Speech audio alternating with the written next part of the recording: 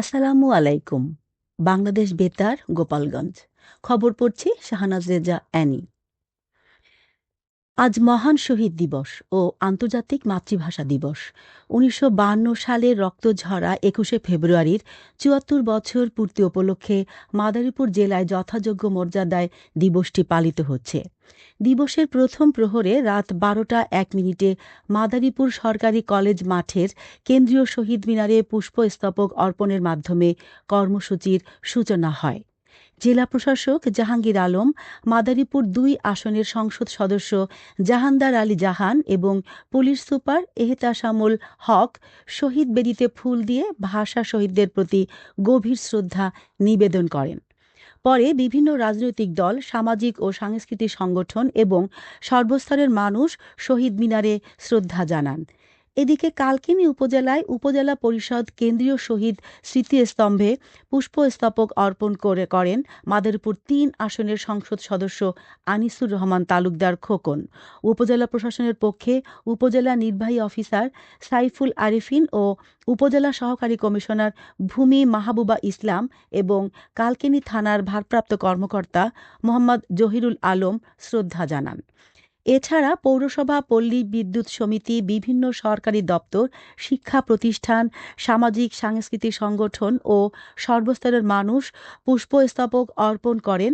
পরে শহীদদের স্মরণে ১ মিনিট নীরবতা পালন করা হয়।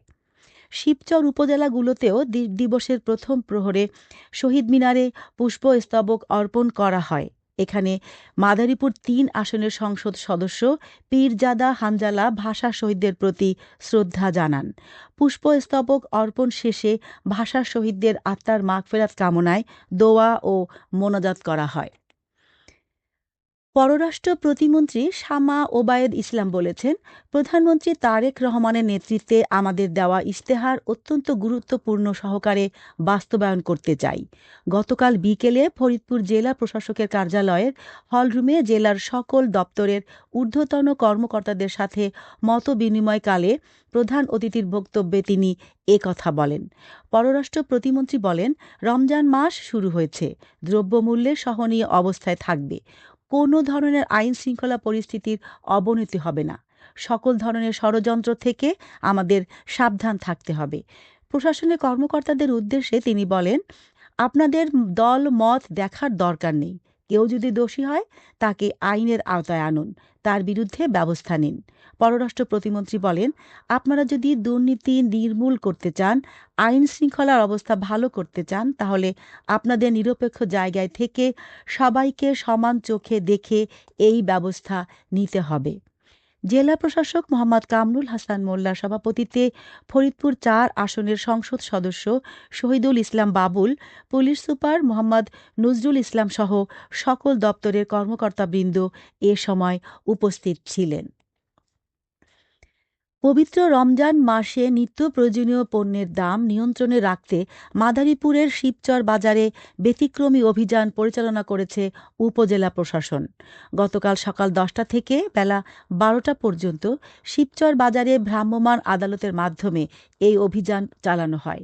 অভিযানে নেতৃত্ব দেন শিবচর উপজেলা সহকারী কমিশনার ভূমি শাইখা সুলতানা। সহকারী কমিশনার ক্রেতা সেজে প্রথমে গোপনে বাজার পর্যবেক্ষণ করেন এবং বিভিন্ন দোকানের দ্রব্যমূল্য যাচাই করেন। প্রাথমিকভাবে অনিয়মের সত্যতা পাওয়ার পর প্রকাশ্যে ভ্রাম্যমাণ আদালত পরিচালনা করা হয়। অভিযানকালে মুরগি, গরুর মাংস ও ভোজ্য তেল নির্ধারিত দামের চেয়ে বেশি দামে বিক্রি করার দায়ে ৭টি দোকানকে ১২,০০০ টাকা জরিমানা করা হয়।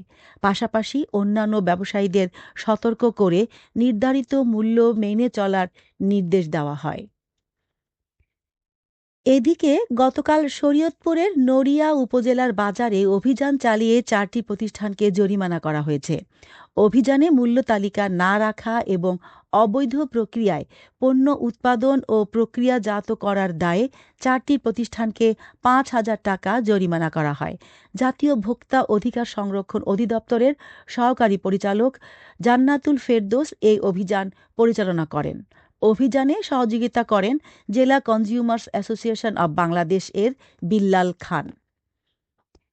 মাদারীপুরে বিশেষ অভিযানে স্বর্ণের দোকানে ডাকাতির প্রস্তুতিকালে ১৩ মামলার পলাতক আসামিসহ ৪ জনকে গ্রেপ্তার করেছে পুলিশ। গতকাল গভীর রাতে শহরের পুরাতন বাজার এলাকায় এই অভিযান পরিচালনা করে তাদেরকে গ্রেপ্তার করা হয়।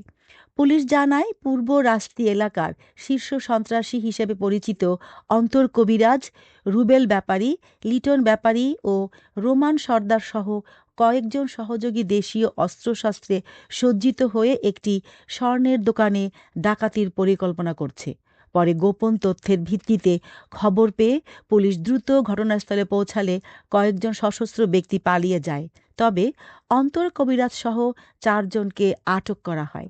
এ সময় তাদের কাছ থেকে রামদা, ছুরি ও অন্যান্য দেশীয় অস্ত্র উদ্ধার করা হয়েছে। এ ঘটনায় সদর থানায় স্বর্ণের দোকানে ডাকাতির অভিযোগে মামলা দায়ের করা হয়েছে। জানিয়ে দিচ্ছি ইফতার ও সেহরির সময়সূচি। গোপালগঞ্জ ও এর পার্শ্ববর্তী এলাকার সময় অনুযায়ী আজকের ইফতার সন্ধ্যা ৬টা ১ মিনিটে এবং আগামীকাল সেহরির শেষ সময় ভোর ৫টা ১১ মিনিটে। সবশেষে আবহাওয়া।